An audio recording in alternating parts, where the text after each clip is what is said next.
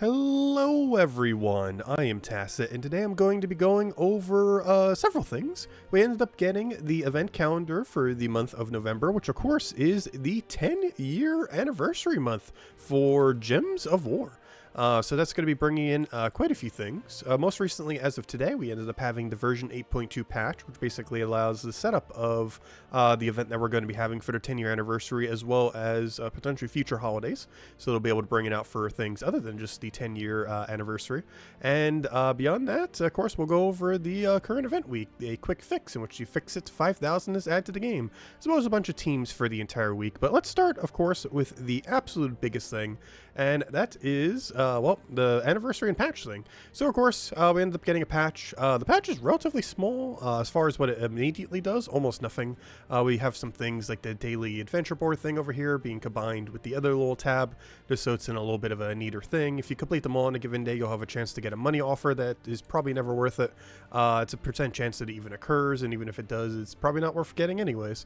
Beyond that, 2 new achievements, one for decaying gems, which will be the new gem coming in next season, which at this point is what, 2 weeks from now, and then another one for doing all tiers of a special weekly goal, which the first special weekly goal should be for the 10-year anniversary, starting on next week's Monday, November 5th, which is also my birthday. But anyways, but yeah, that should be taking place next week. So both of those are currently not available. One's not available till next week, the other one's not available till 2 weeks from now, as far as being able to go and complete them. But of course, with that being said, the November calendar ends up starting this new event. It's going to be starting from the 4th and going for what seems like essentially the entire month. We'll be getting a bunch of various rewards throughout the thing, as well as some kind of pet, it looks like, which we get not only through the reward system, but also on the 27th, with the 10-year anniversary pet itself coming in on the 13th. And with most rest of the month being pretty standard, back to pretty normal Vault event schedule, once every 4 weeks. Of course, we had one every single 2 weeks earlier, but it looks like pretty much every other week we're getting a pet now. Of course, this week we have the one coming in for Halloween, then a 10-year anniversary, and this, I guess, is technically also 10-year anniversary from what I could tell, unless they're doing it for something else, but it seems to be coming in through it as well. But that's pretty much the new system that the most recent patch ended up incorporating. We also have a billion different dates of things. Those mostly more of the standard stuff that we've already have, as far as with the main thing just being the new 8.2 system that's going to be going on throughout the entirety of the month. And I would say they would bring this out maybe for Christmas and stuff as well, though that'd be kind of crazy if they did, given that they we already had one over here, so they'll probably wait for some other holiday before they roll out a big thing like this again. But curious to see how exactly this event system works. Essentially, we just have to do what was this, like a several battles, kill objectives, something. Summers over here ends up mentioning it. Weekly goal, similar PvP goals, have separate tiers, blah blah blah. Players progress weekly by non-trading battles, specific weekly goals, kill enemy, there it is. Kill an enemy of a specific color, destroy gems. Yeah, pretty standard stuff, all really free ones to end up doing, so shouldn't end up taking that long at all. And of course the first one for the 10-year anniversary event, which will be happening starting next Monday. But that's pretty much everything with that. Beyond that, let's start going into weekly stuff. So let's start from the top here and go over to our normally scheduled thing, a quick fix. So as far as this trip is concerned, the Fixit 5000. It is a great time to stock up on red, yellow arcanes if you end up needing it. 200 glory each to end up getting them. Gives a bunch of armor to the first 2 allies, and then a 40% chance to summon a Fixit, which of course is itself. Overall, not the worst thing in the world. I don't really foresee you really using it much inside the context of its kingdom, though. And of course, has no follow-up, so no extra turn potential, makes it pretty clunky to end up running. Most of the meta mech teams, I don't really foresee it being ran with. In Adana, you're not going to bother running it with Tesla, and in pure mech, you're not going to bother running it with a Bork Tina 9000. So unfortunately, it doesn't really have a place to exist. So it'll pretty much never get used, even though it's not the worst thing in the world. It just doesn't really have much of a situation when you have access to everything within the kingdom. One thing that is exceedingly beyond noteworthy this week, though, is event keys. You do not want to leave this week without a Tesla. I was mentioning it earlier on stream, too. We ended up getting a double Tesla within 150. I did the math earlier, and it should take you about 300 and around 330-ish or so event keys in order to get yourself double Tesla, based on the drop rates and the fact that there are 5 of them that are in drop table. Let's see how many it takes us to get now. You should not leave this week without double Tesla. It is so insanely good. Oh, we're gonna go dry on, aren't we? We're at 200 at 1. Okay. What did we say earlier? It would take about 330. So we're at 250. Come on, 300. There we go. We got in 300. Okay, we got about on drop right there. We got it within 300. But you do not want to leave this week without double Tesla. Really insanely strong troop. Of course, I mentioned this on PC Mobile, since apparently Soulforge is now different on consoles. However, you know what isn't different? Everyone has a Donna event week this week. So even if you're on console, this is still relevant to go get yourself double Tesla. It is so insanely good. She has boost ratio based on all enemy armor. I think we shot at least one team with her as well. I think I do it for the faction team. One of the other variants of her, one of the more standard teams you run with her. But yeah, really insanely good troop. Scales throughout the entire game. If you can use her in a given game mode, you basically just auto won the fight. She scales very well to all pieces of content. You use double on your team, you just double cast, and you win almost any fight in the game. And there are some rare situations where you'd have to cast like a 3rd time or so, but yeah, just cast her again. You just do it with some kind of mana accumulator on your team, and just cycle through once, get maybe one extra cast in, and yeah, you just auto win pretty much any fight, even all the way up to like level 500 peer factions if they have, or not peer factions, but level 500 factions if they have access to either red or blue. So yeah, a lot of things you can end up utilizing her for, and definitely makes the game a lot easier if you can get her early. So if you're a newer player or just don't happen to have double Tesla in general, 100% you need to make sure to go get it. I don't know, is it even worth mentioning the rest of the drop table? I guess it is, just to mention what is and isn't in the capability here, just so you guys know. But you definitely want to go for your double Tesla. So the long list of things that are not in drop table. Also, if you guys wonder why the voice is different and everything, I have had such a bad fever the last several days. I have been sick for almost like a week now, since like pretty much early Wednesday of last week, and I have still not gotten better though. But we're getting close. We're getting really close, if the cough would ever go away. Anyways, so all this is the 5 faction troops from Tinkertown is not in drop table. The Terra card of Ace of Urns is not in drop table. The Immortal Titanius is not in drop table, and I believe that is it. And of course, the main things that you're looking for if you are opening keys is if you somehow do not have a Bork. Really good mana accumulator. Most notable synergy with it is Mech hero class with this. It's basically like Thrall or a Box Strider, similar things, only 6 mana cost to get it rolling. Pretty good in that regard for a mass mana accumulator. Tesla, obviously, do not leave this week without 2 of them if you currently do not have 2 of them. And honestly, even the Mythic drop table, not horrible at all. 2 out of 3 are amazing. Obviously, we have things like Ironhawk, which goes without saying. Not to mention, you know what this weekend is? I'm not sure if we mentioned it yet. We'll be mentioning it a billion times once we get there. It is Volt Event weekend this weekend, as well as New Mythic weekend. And yeah, of course, best thing to farm Volt Event weekends with is a Dust Devil Ironhawk team. You need 2 or 3 Ironhawks. Ideally 3, so you can also verse farm with it, but 2 is perfectly fine. It's the one that you need for Paloozas, and that's where you get most of your loot anyways. So yeah, if you currently do not have your 2 or 3 Ironhawks, or you want to try to get a 3rd if you only have 2, yeah, this is the week to potentially try to do it. Could take thousands of event keys, as there are 3 Mythic, so it could take 3,000 per Ironhawk. However, along the way, you'd probably get yourself double Tina 9000, which is still good as well. Tina 9000, really good thing for like mech restriction and PvP. You don't really run it in a Donna restriction, pretty much purely a mech restriction kind of thing. But it is basically the best spell reduction overall troop in the game, even though it's only 50%, and that's not the highest percent. It has 50% while gaining a ton of armor from its ability, which overall makes it, assuming you're up against physical damage, the most physical, tanky, spell-resistant troop in the game, while still having a pretty decent ability. The only big downside with the ability, of course, is no follow-up, but generally gets at least 1 kill per cast, while also gaining a bunch of durability, while having even more durability from its trait, while even gaining damage from the durability that's gaining. So overall, really good synergy within itself, within its kingdom, and just a pretty decent troop. Though generally, if you're doing a Donna, you do run Tesla instead, mostly only running it under mech restrictions, and it fills up green really well. There's not too many good green mechs, so almost none of them. So having Tina 9000 is a great fix for that. The only one that's kind of useless here is Sparkinator, but the other 2 really solid. So perfect time to be opening up your event keys if you are missing any of those options, particularly Tesla. Anyways, so Next thing. Halloween event. Halloween event is still going on. Keep in mind, 666. I still can't go over that. That's funny. Especially for a Halloween event. But anyways, Halloween event. Still going on. 6 days left. Or sorry, 3 days left. Ends this Friday, so make sure to get all your points in by then. You will have 1 week to go spend your points after that, but Thursday will be the final day that you can go and earn any more points, which is of course Halloween itself. So make sure to do so if you're looking to get any last objective. Like right now, I'm just going to get the free ones in order to go finish out the Orb of Power, and I'll have everything I want. Of course, main priority is 1 Witch Armor, though this comes back every Halloween. 1 Haunted Doll, though keep in mind, if you haven't gotten it by this point, you might just want to potentially even wait, as in a few months from now, early next year, you'll be able to just get it in normal drop table, and she's probably not going to be particularly meta for anything up until then, though there might be one single situation where you might use her for like a midnight event between now and then.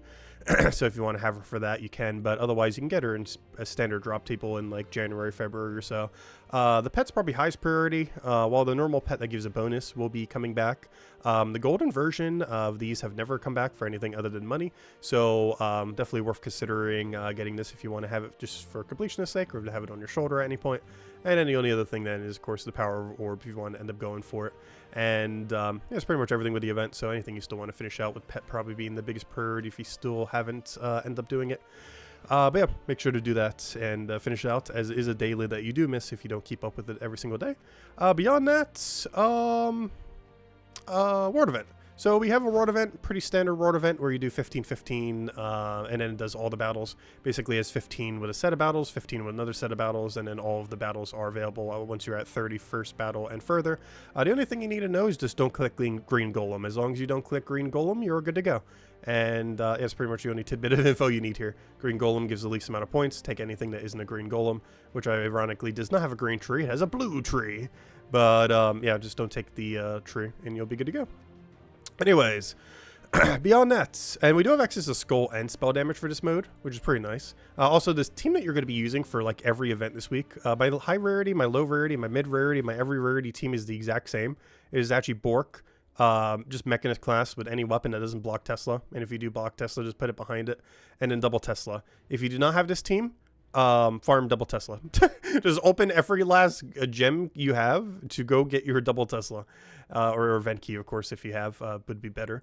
But yeah, do not leave this week without double Tesla. This is the week to end up getting it, and you might even get a free really good mythic along the way, like Ironhawk or T9000 if you get super lucky. But yeah, it's really free. Underspire is going to be the exact same team as well. You don't even need to change anything. Just copy paste in, you're good to go. Tuesday, we have Tinkertown. This is a red-yellow restriction.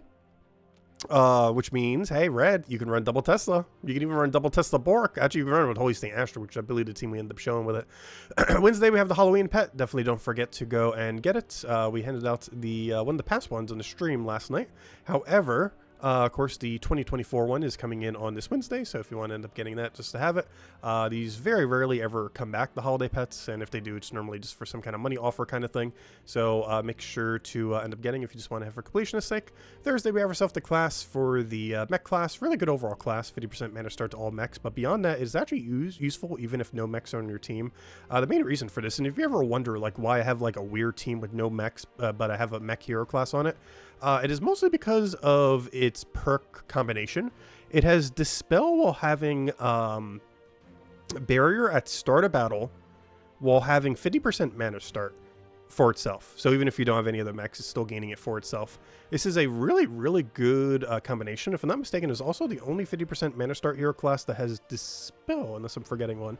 But on top of that, also gets to have Barrier and stuff like that. So even with 0 other mechs, there are a lot of situations where you'd want to use it. Most notably, you'll see me using it a lot on AoE teams, particularly Stellarix teams, but even on some cheaper AoE teams.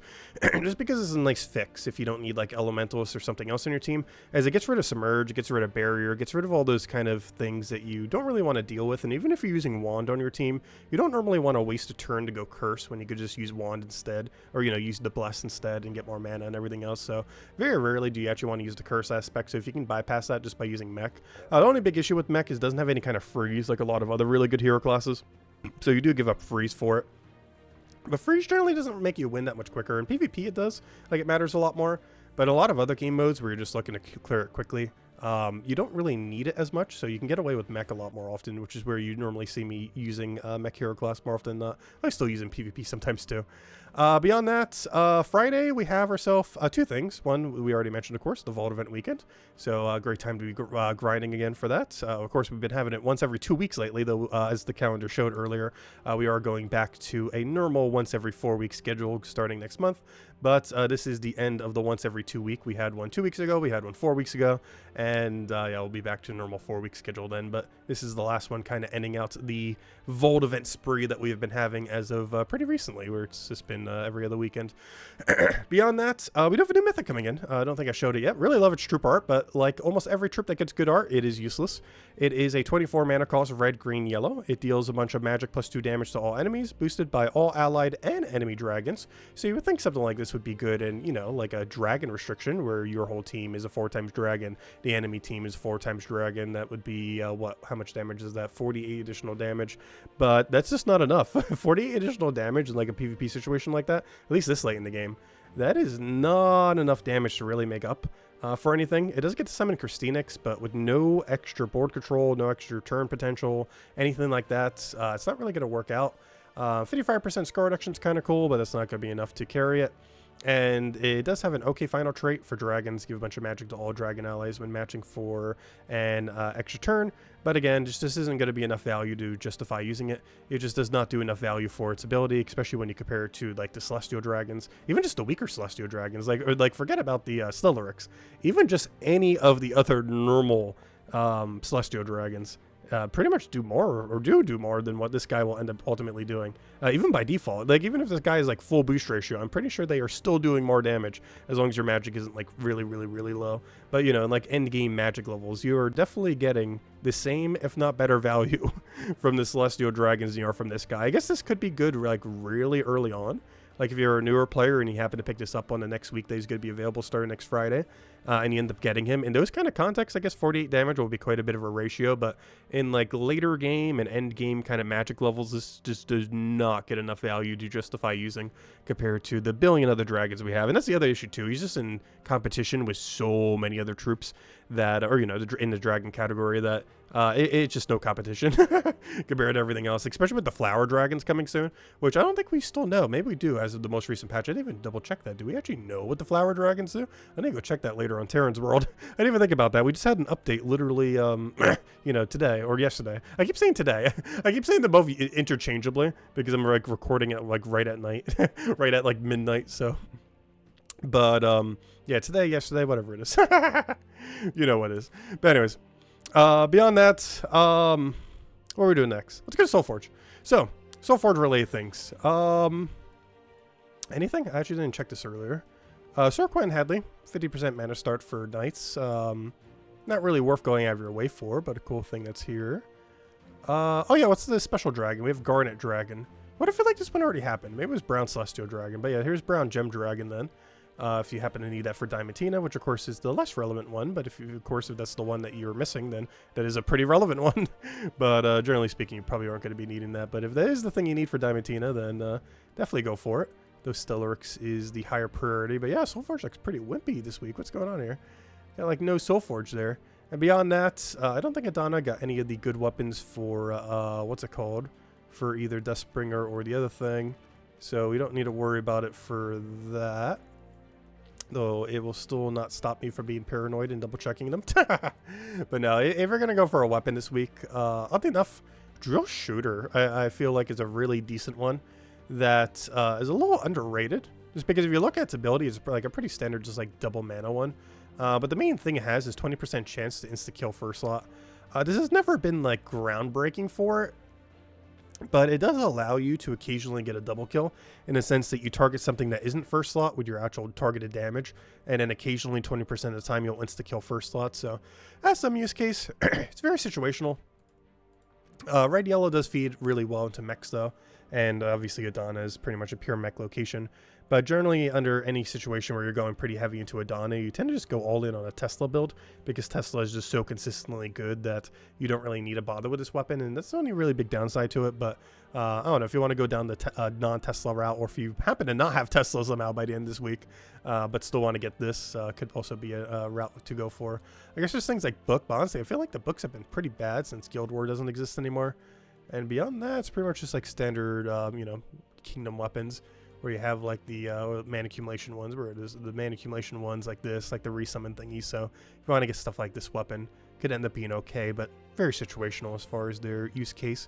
Beyond that, oh yeah, the other new Mythic. So we do have the end of the campaign. So aside from the Halloween event that is ending in 3 days, Thursday's the last day to go and claim your points for it, there's also another one, and that is, of course, the current, the current campaign. This is the very last week to finish out campaign 20 for the current event. So if you want to go and finish that out, it ends on Monday reset time, so you have all the way until the end of Sunday to end up completing it. One nice thing about this is, even if you haven't started this at all, this is a catch-upable event, unlike the thing like the Halloween event, where if you haven't been doing it up to now, you're not going to be able to finish it. You'll have to just consolidate them into whatever you want to end up getting. However, this event, if you haven't started at all, you can finish the entire thing within 6 days. That is very doable. So this is very catch-upable if you do want to go and get any of the rewards, buy the pass or anything else, and even just get the free rewards if you're not going to. But yeah, this Mythic ended up coming in, the Archdruid Blackwood, deals a bunch of true damage to all enemies, boosted by Entangled Gems, and it also diseases them all. Biggest gimmick is that it has Impervious into a double Entangled Gem, and I'm also going to show one team for it. I'm not going to bother covering a whole video on it, because it's not like anything like way over the top, but you know, it's still usable. So, is that everything? If so, let's go into the team. So we actually don't have that many teams to show. The main reason for this is you're going to be using this team for basically everything this week. It is Bork, hero with literally anything. Just make sure it doesn't block Tesla. And if you do, just put the weapon below it. And then double Tesla. This is a team you ideally do not want to leave this week without. You want to open event key, should only take about 300 or so, give or take a little bit. And yeah, go get yourself double Tesla. It is 100% worth it. And you also have a chance of getting things like Tina 9000 along the way, a chance of getting Tina 9000, sorry, I just said Tina 9000, a chance to get Ironhawk along the way. So 100% make sure to do not leave this week without double Tesla. And if you really have a lot of event keys, try not to leave this week without double Ironhawk if you can get lucky enough. Though that's like 6,000 of them, which is a little overkill. But yeah, if you're a newer player, definitely get yourself double Tesla. Even if you can only get one of them, it's still really, really good to have one. It's just a lot of teams do utilize two with it, just because you normally need to cast at least twice. And most battles where you can only need to cast once with her, there's generally other options that go a little bit quicker than her. But she's really good for those middle ranges where double cast does end up working. And if you do need a triple cast, she's really good for these super upscales. Like you can run her at like 300, 400, 500 faction level, and it'll still cut through things like they're almost nothing. So it ends up scaling really well. So regardless of how hard the content gets, the battle doesn't really get any harder for her. So she's good for World Event this week. She's good for Underspire this week. The only event you can't really use her for that is kind of thematic to the week is the Thursday class event, mostly because she's not a mech, she's only purely human, so you can't end up utilizing her for that, unfortunately. As far as the faction event, we have a red-yellow restriction for Tinkertown. This means we can run the pretty standard Guards Avatar, Sirqua, and Hadley. Of course, we can run any color hero weapon. We're using Harpy Mage for the second turn in power, which is a great option when you don't have access to normal in power for a bunch of mana accumulation, like Leprechaun, for example. Beyond that, if you don't have a Guards Avatar, Sirqua, and Hadley, you could put any other 2 damage sources in between. We also have access to like triple finesse and stuff like that, so there's always that route as well. As far as the higher rarity team, I couldn't go without showing a pretty standard Tesla team. A couple different ways to run it. Obviously, you saw the one that we ended up doing for the Adana restriction, and this is another way to run it. The Holy Saint Astra ends up giving a 50% mana start to all humans, and while we mentioned she is not a mech, she is indeed a human, so she will gain 50% mana start from that, which is the only way in the entire game currently to 50% mana start your Tesla. And then you just go and have any hero weapon. In this case, we're just running Urskia's Shield if you want a little bit of a boost, a little bit extra barrier, a little bit extra armor and everything. However, you can put pretty much any weapon here. As long as it's not blocking Tesla's mana, you're good to go. You could put extra mana accumulation here, really any other utility that you end up wanting. You could even go for something like Wand to just get your Wand up first if you want to do it that way. Though a lot of times, keep in mind you'll have access to a bunch of Explodes and Enchant at the start of battle, so just kind of rushing your Teslas tend to work out a little bit better rather than going for a mana accumulation weapon, because you don't have that much mana to actually feed into due to 50% mana start, Enchant, and Mass Explode at start of battle. So you're starting the fight almost already with a Tesla and a half ready to go as far as casting is concerned. As far as Purifaction, the only thing you really need to have is double Tink Steam Whistle in your back line. Everything else is just whatever you want to run. It's like Smash a Bot, there's a bunch of Explodes, kind of get you some mana and everything. Basically, the whole premise of this place is every single robot in this location has a chance to die when casting, and then Tink Steam Whistle summons more of them, and you just keep doing that over and over again. They have really strong abilities. You go use those abilities. They eventually die. You then go resummon them, rinse and repeat forever until you win. You will generally win out on the enemy because you get a better summon value than the enemy does due to how magic works. We are capped at being able to only summon at the highest level of 20. However, the way that the enemy works is they summon based on no cap when they're in something like a faction. However, they are capped by their magic. So yours also come in by magic, but as long as you're not webbed or anything, they're not going to come in at like a super low level. But basically, for example, let's say this was the enemy's Tink Steam Whistle, and they go and summon some more robots. Those robots will only come in at level 74, and they're going to be way weaker than whatever the other stuff in the battle would have been. So yeah, they come in way weaker than what otherwise would be, whereas yours are coming in at pretty much full strength because they're coming at level 20. It's still going to be weaker than what your enemies are, but they're also getting scaled down way further than they normally would be compared to the average unit in the battle. So if you're doing like a level 500, the enemy that you're going to be getting is like a level 200, 300 that they're going to be summoning. So they're going to be coming in at way weaker, which makes the battle actually easier, not even harder, because you're summoning something that has a lower attack than the value of everything else on their team. So they're quite literally summoning something that's weaker than the rest, essentially making the battle easier once they get that first summon. So that's pretty much the whole premise. You just keep resummoning your bots. The only reason for using 2 is in case one dies somehow through some kind of shenanigan. Mech class, most noteworthy thing about this is you have to use mechs. Every single thing has to be a mech in order to be able to be used.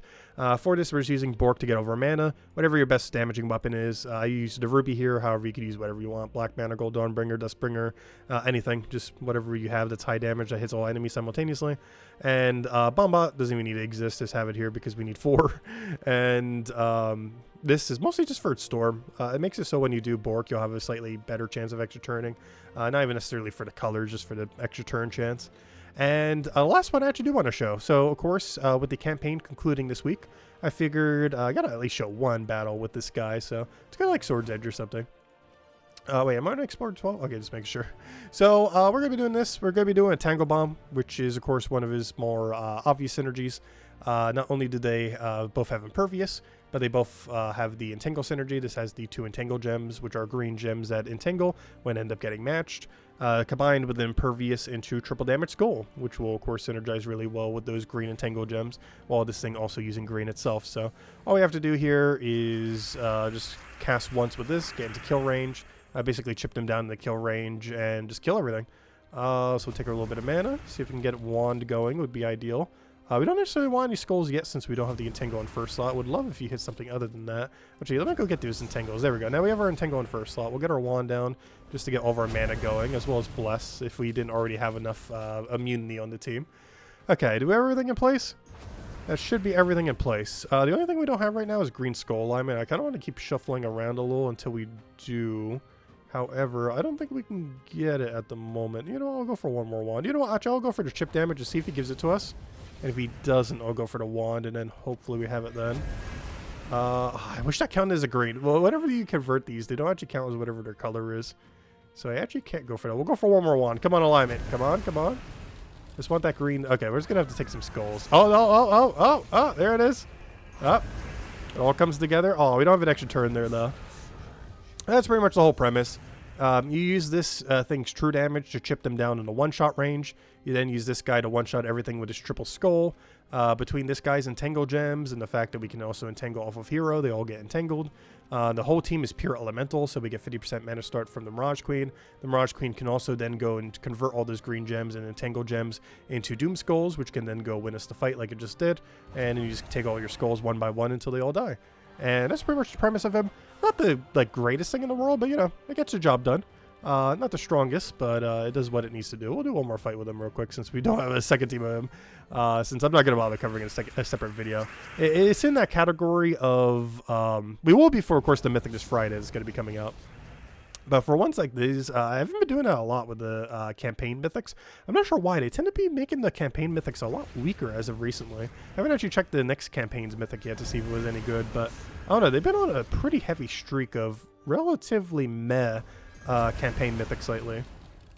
And hopefully we get some better ones soon. Because I would really love to see some better stuff at the end of a campaign to really spice things up as far as what we can end up using for. Because we've been getting some really average ones as far as overall usability. Oh, I didn't actually do the true damage chip yet.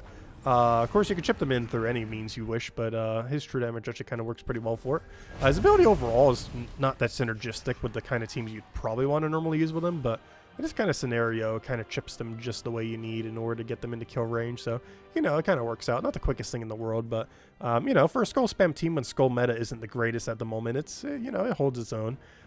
Just really average, though. You have to build your whole team around it to kind of make it work. But, you know, Impervious and to be able to create a gem like that's still really nice. Anything that ever gets Impervious while having a good final trait tends to, you know, not be horrible. Like, look at this guy. He's always going to have some amount of viability. I believe he's still the only triple damage troop in the entire game that has Impervious too. While there are obviously a lot of other triples, none of them naturally have Impervious like that, and while you can give it to them through like Bless and stuff, it's not quite the same because the second you take a Skull, obviously you're losing that Bless, whereas you still get to maintain the Impervious in the case of him as long as he's not stunned through like Curse Stun or something. But anyways, guys, I believe that is everything for now. But yeah. We will be back on, well, hopefully next week. Gosh, I really need to get better soon. I've still had this cough for like so long. I know for like you guys watching the videos, it probably hasn't seemed like anything, but gosh, I have been so sick the last several days with this cough and everything else. Like the worst fever of my life for like 3 days. It was so bad. Look, I'm almost over it now though. But I was gonna say hopefully I'll be better by next week, as it's my birthday next Monday. So next video, when we will cover it on time next week hopefully, and hopefully I'll be feeling better by then as well. But hope you all have a wonderful week. Hope you all have a wonderful Halloween this Thursday or Friday or whenever you end up celebrating or have any parties or anything you do for it. And I will catch you guys later. Goodbye everyone. Thanks for watching.